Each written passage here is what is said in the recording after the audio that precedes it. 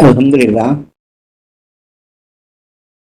அனைத்து புகழும் அகிலங்களின் இரட்சகர், பிரபஞ்சங்களின் இரட்சகர், அந்த ஒரே ஒருவர், எப்போதும் நிலையாக இருக்கக்கூடிய அந்த ஒரே ஒருவருக்குத்தான் எல்லா புகழும். இப்போ நான் பேசுறது ஏன்னா இதுல வரேன்டா, என் மனைவி இதுல வரேன்னா என் போன்ல இது கிடைக்க மாட்டேங்குது, அதனால இதுல வரேன்.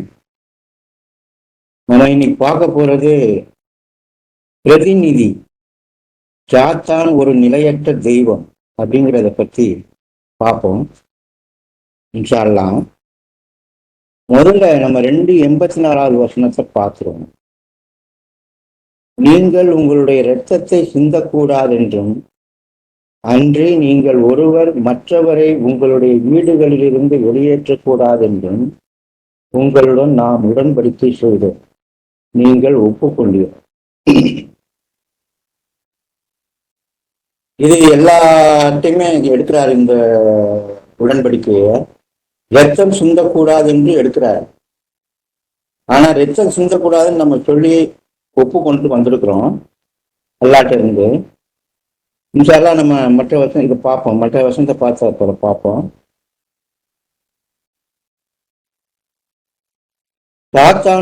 சாத்தான் நிலையற்ற ஒரு தெய்வம். பிஸ்மில்லாஹிர் ரஹ்மானிர் ரஹீம். கடவுளின் பெயரால் மிக்க அல்லாளர், மிக்க கருணையாளர். 2:30 அத்தியாயத்தின் 30வது வசனம். உம்முடைய இரட்சகர் வானவர்களிடம் கூறியதை நினைவு கூர்ந்திருங்கள். பூமியில் ஒரு பிரதிநிதியை, நிலையற்ற ஒரு தெய்வம் நான் அமர்த்துகின்றேன். அவர்கள் கூறினர், நாங்கள் உம் புகழாரங்களை பாடிக்கொண்டும் உம்மை துதித்து கொண்டும் உம்முடைய ஏகோபித்த அதிகாரத்தை ஆதரித்துக் கொண்டும் இருக்கும்போது அங்கே தீமைகளை பரப்பி இரத்தம் சிந்தக்கூடிய ஒருவனையா அங்கே நீர் அமைப்பீர். அவர் கூறினார், நீங்கள் அறியாதவற்றை நான் அறிவேன். இந்த வசனத்திலிருந்து நாம் என்ன புரிஞ்சுக்கிறோம்னா, இது ஏற்கனவே நமக்கு எல்லாத்துக்கும் தெரிஞ்ச ஒரு விஷயம்தான். இதுல பல விஷயங்கள் அடங்கியிருக்கு. உம்முடைய இரட்சகர் வானவர்களிடம் கூறியதை நினைவு கூர்ந்திருங்கள். இங்கே நாம் கவனிக்க வேண்டியது என்னவென்றால், வானவர்கள் என்ன சொன்னாரு? மனிதர்களை அங்கே மனிதர்களையும் அங்கே வச்சிருக்காரு. மனிதர்களும் அங்கே இருக்காங்க, நாமளும் அங்கே இருக்கோம். அங்கே மனிதர்களையும் அங்கே நினைவு கொண்டு சொல்கிறார். இது முதல் இதுல நாமும் அங்கே இருந்திருக்கின்றோம் என்பது இதன் மூலம் புரிந்து கொள்ள முடியும். அங்கே வானவர்களிடம் கூறும்போது மனிதர்களையும் சாட்சியாக வைத்து நம்மை நினைவு கூறச் சொல்கின்றார். பூமியில் ஒரு பிரதிநிதியை, நிலையற்ற ஒரு தெய்வம் நான் அமர்த்துகின்றேன். பிரதிநிதி என்று ஏன் பெயர் சூட்டுகின்றார்? ஏனென்றால் அவர்தான் வானவர்களையும் மனிதர்களையும் சாட்சியாக வைத்து வேறு ஒருவனை அனுப்புகின்றார். அவனுக்கு ஒரு விதமான சக்தியை கொடுத்து பிரதிநிதி என்று பெயரிட்டு பூமிக்கு அனுப்புகின்றார். இறுதியில் அவனுடைய சக்தியை ஒன்றுமற்றதாக ஆக்கிவிடுகின்றார். ரெப்ரசன்டேட்டிவ், பிரதிநிதி. ஒரு நிறுவனம் இருக்கிறது, அது ஒரு பிரதிநிதியை தன் நிறுவனத்தின் வேலைகளை கவனிப்பதற்காக அனுப்புகிறது. அந்த பிரதிநிதி தன் வேலையை சரிவர செய்யவில்லை என்றால் அவரை அந்த நிறுவனத்திலிருந்து வெளியேற்றி விடுகின்றது. இது நாம இந்த பூமியில பார்க்கக்கூடிய விஷயமா இருக்கு. அது போலத்தான் பிரதிநிதியா அவனை அனுப்புறாரு. பிரதிநிதின்றவன நம்ம பெரிய ஒரு இதா நினைச்சிடக்கூடாது. அவனுக்கு ஒரு சந்தர்ப்பம் கொடுத்து பிரதிநிதிங்கிற ஒரு பெயரை கொடுத்து அனுப்புறாரு.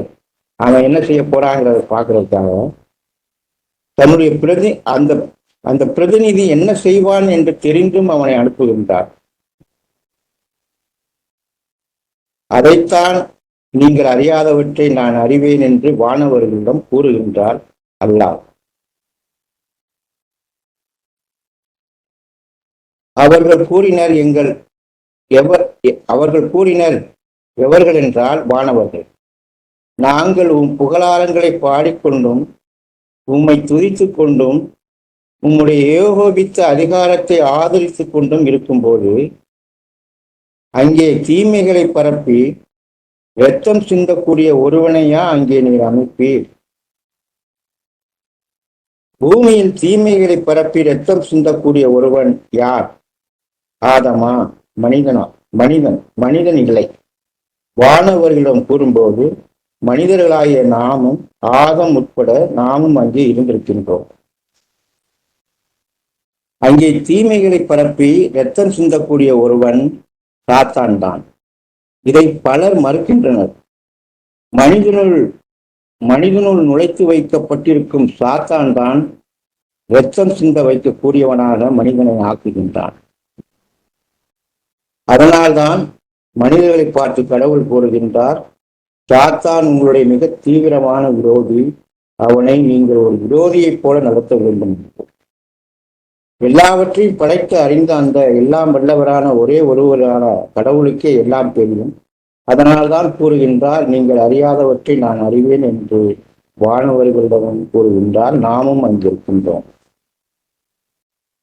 சாத்தான் தன் அங்கத்தினர்களை மனோவசியம் செய்கின்றார் என்று ரசாத் ஒரு வசனத்திற்கு தலைப்பு கொடுத்திருப்பார். அதையும் நாம் கவனத்தில் எடுத்துக்கொள்ள வேண்டியதாக இருக்கிறது. அல்லாஹ் என்ன சொல்றார்? நான் உங்களுடைய சுமையை லேசாக்கவே விரும்புகின்றேன், ஏனெனில் மானிட படைப்பு பலகீனமாகவே படைக்கப்பட்டிருக்கிறது என்று. ஏன் நம்மை பலகீனமாக படைத்திருக்கிறார்? நாம் செய்த ஆதி பாவத்தின் காரணத்தினால்தான். சாத்தான் மனிதனுடைய பலகீனத்தை அவனுடைய பலமாக எடுத்துக்கொண்டு ஒவ்வொரு மனிதனுடைய பலகீனத்தில் அடிக்கின்றான். மனிதனின் மனதில் புகுந்து அவனுடைய பலகீனத்தை அறிந்து மனோவசியம் செய்கின்றான்.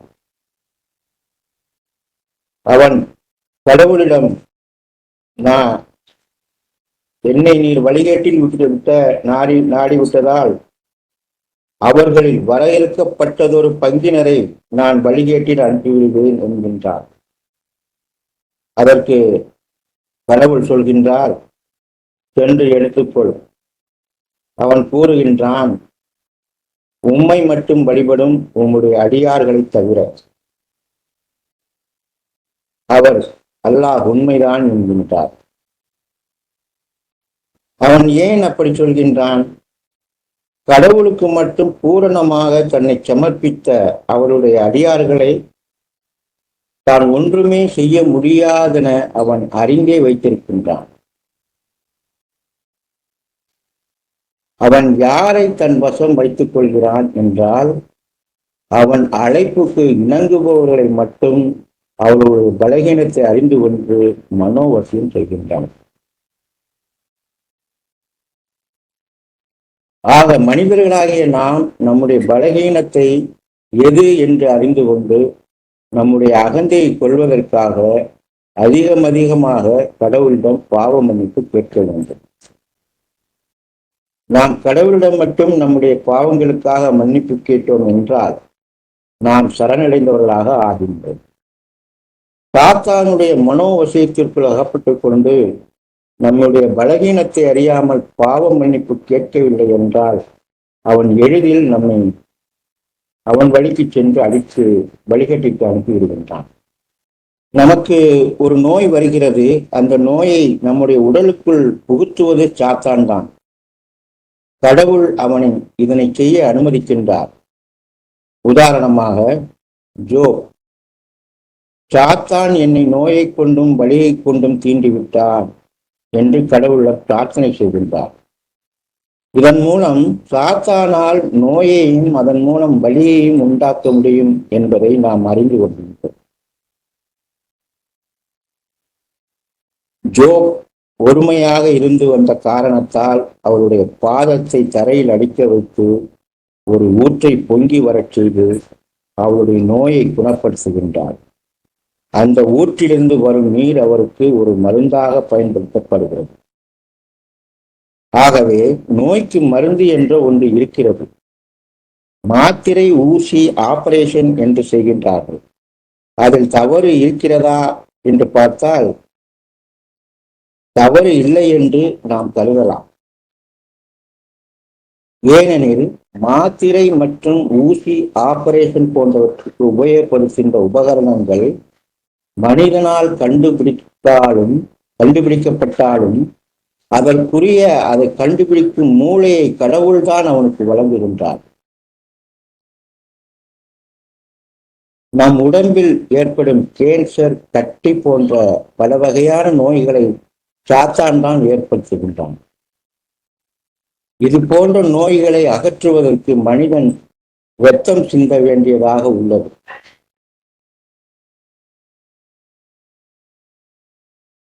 இங்கே மருத்துவர் எந்த தவறும் செய்யவில்லை. நோயாளியின் பக்கம் போய் பார்த்தால் அவருடைய ஆத்மாவிற்கு மேலே எந்த சுமை அவருடைய ஆத்மாவிற்கு மேலே சுமை ஏற்படும் போது அவர் பலவீனம் அடைந்து விடுகின்றார். ஒரு நோயாளிக்கு ஆபரேஷன் செய்ய வேண்டும் என்றால் மருத்துவர் நோயாளி அல்லது நோயாளியின் பாதுகாப்பாளரிடம் கையெழுத்து வாங்கித்தான் செய்கின்றார்கள். ஆனால் முழுவதும் குணமாகிறதா என்றால் அப்படி இல்லை. ஏனென்றால் கடவுள்தான் முற்றிலும் சூழ்ந்திருக்கின்றார். அவர் நாடியவர்களுக்கு நோயை குணப்படுத்துகின்றார். சிலருக்கு நோயை அப்படியே விற்றுவிடுகின்றார். அதன் மூலம் மரணத்தில் ஆழ்த்துகின்றார். மருத்துவர்களும் ஒரு கட்டத்தில் தோற்று போய் கடவுள் வசமே எல்லாம் உள்ளது என்று முடிவுக்கு வருகின்றனர். ஒரு நோயை அகற்ற முயற்சி எடுக்கும் ஒருவர் எப்படி சாத்தானாக இருக்க முடியும்? இங்கே நோயாளியின் பாதுகாவலர் தான் முடிவை எடுக்கின்றார். அவரும் மனிதர்தான், சாத்தான் அல்ல. அந்த நோயாளி வலியின் காரணத்தால் அந்த முடிவை எடுக்கின்றார். நாம் இதை தவறு என்று சொல்ல நமக்கு எந்த அதிகாரமும் பெறப்படவில்லை. அது அவருடைய சொந்த விஷயம். எவன் ஒருவன் ஒரு ஆத்மாவை கொலை செய்கின்றானோ அவன் எல்லா ஆன்மாவையும் கொலை செய்தவனாகின்றான். எவன் ஒருவன் ஒரு ஆன்மாவை வாழ வைக்கின்றானோ அவன் எல்லா ஆன்மாவையும் வாழ வைப்பவன். இந்த வசனத்து மூலம் ஒரு ஆன்மாவை நம்ம காப்பாற்றினா எல்லா ஆன்மாக்களையும் வாழ வைக்கிறோம்னு சொல்லுது. ஒரு ஆன்மாவை கொலை செய்தால் எல்லா ஆன்மாவையும் கொலை செய்வோம்னு சொல்லுது. இதை நம்ம புரிஞ்சுக்கணும். கொலை, கொள்ளை, விபச்சாரம் போன்ற மாபெரும் குற்றங்களை செய்ய வைப்பதே சாத்தான் தான். உதாரணத்திற்கு மோசஸ் தன்னுடைய சமூகத்தவனின் அழைப்புக்கு இணங்கி வேறு ஒரு சமூகத்தைச் சேர்ந்தவனை கொலை செய்து விட்டு கூறுகின்றார், இது சாத்தானின் வேலையாயிற்று என்றது. அங்கே மோசஸ் என்ற மனிதன் கொலை செய்யவில்லை, மாறாக சாத்தான் தான் அந்த வேலையை செய்கின்றான். உதாரணத்திற்கு நாம் ஒரு பாதையில் நடந்து சென்று கொண்டிருக்கிறோம் என்று வைத்துக் கொள்வோம். வழியில் ஒரு பள்ளம் இருக்கின்றது. நாம் கவனிக்காமல் கீழே இடறி ஒரு கல்லின் மீது விழுந்து விடுகின்றோம். அது நம் காலில் சிராய்ப்பு ஏற்பட்டு வலி ஏற்பட்டு இரத்தமும் சிந்த வேண்டியதாக இருக்கிறது. இங்கே வானவர்கள் கடவுளின் அனுமதிப்படி நம்மை கைவிட்டு விடுகின்றனர். ஆதலால் சாத்தான் நம்மை கையகப்படுத்துகின்றான். நம்முடைய கவனக்குறைவின் காரணம் ஏனென்றால் அப்போது நாம் கடவுளை மட்டும் வழிபடவில்லை, ஏதோ சிந்தனையில் செல்வதனால் சாத்தான் தனக்கு சாதகமாக அதை பயன்படுத்திக் கொள்கின்றார்.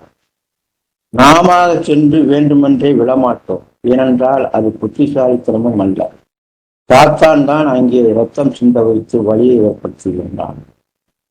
தீமைகளை பரப்பி இரத்தம் சிந்த வைப்பது சாத்தான் தான் என்று இதன் மூலம் புரிந்து கொள்கின்றது, மனிதன் அல்ல. நம்முள் இருக்கும் நம்முடைய எதிரியான சாத்தான் தான் இவை அனைத்தையும் செய்கின்றான்.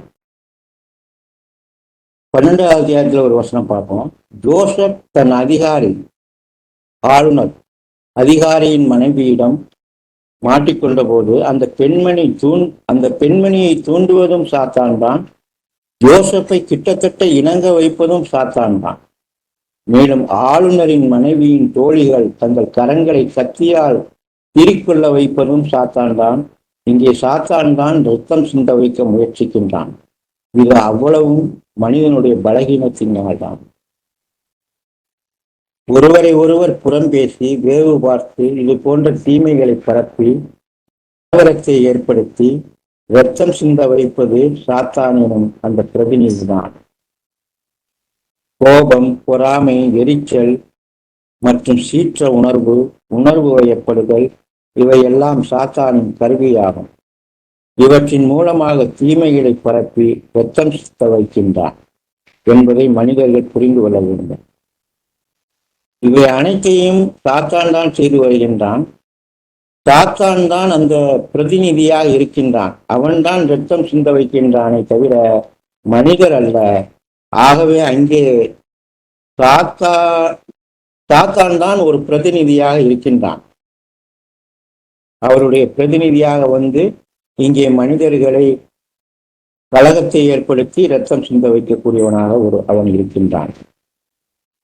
நாம் மறுபடியும் 2வது அத்தியாயம் 84வது வசனத்துக்கு வந்தால்தான், நீங்கள் உங்களுடைய இரத்தத்தை சிந்தக்கூடாது என்றும், அன்று நீங்கள் ஒருவர் மற்றவரை உங்களுடைய வீடுகளில் இருந்து வெளியேற்றக்கூடாது என்றும் உங்களுடன் நாம் ஒரு உடன்படிக்கை செய்தோம், நீங்கள் ஒப்புக்கொண்டீர்கள். இரத்தத்தை சிந்த வைக்கக்கூடாதுன்னு நம்மள்கிட்ட உடன்படிக்கை எடுத்திருக்கிறாரு, நாம அதுல ஒப்புக்கொண்டிருக்கிறோம். சில விஷயங்களை நாம சாத்தானுக்கு இடம் கொடுப்பதனாலதான் அவன் நம்மளை ரத்தம் சிந்த வைக்கிறான் பூமியில. நாம் இதுல இருந்து நிறைய பேரு பூமியின் பிரதிநிதியாகிறது மனிதர் ஆதம் தான் சொல்றாங்க. ஆனா அது சாத்தானா தான் இருக்கான். அதனால நமக்கு தெரியுது பிரதிநிதி என்பது, சரணடைந்தவருக்கு தெரியுது பிரதிநிதி என்பது சாத்தான் தான் என்கிறது. ஆனா இதை மற்றவர்களுக்கு நம்ம எப்படி கொண்டு போறது அப்படிங்கிறது நமக்கு ஒரு புரியாத விஷயமா இருக்கு. ஆனா அதை பத்தி கேட்கறவங்க கேட்கறாங்க, கேட்காதவங்க இல்லை. அவங்க சில பேர் எடுத்துக்கிறாங்க, சில பேர் எடுக்காம போறாங்க. இதனால அவங்களுக்கு கோபமும் வருது, எடுத்துக்கிறவும் செய்யறாங்க, கஷ்டமாவும் இருக்கு. ஆனா நாம எல்லாம் புரிஞ்சுக்கிறோம்னா பிரதிநிதி சாத்தான் தான் புரிஞ்சு வச்சிருக்கோம். இதை நம்ம மற்றவங்களுக்கும் எடுத்து சொல்லணும். இன்ஷா அல்லாஹ் இதோட முடிச்சுக்கணும். அஸ்ஸலாமு அலைக்கும்.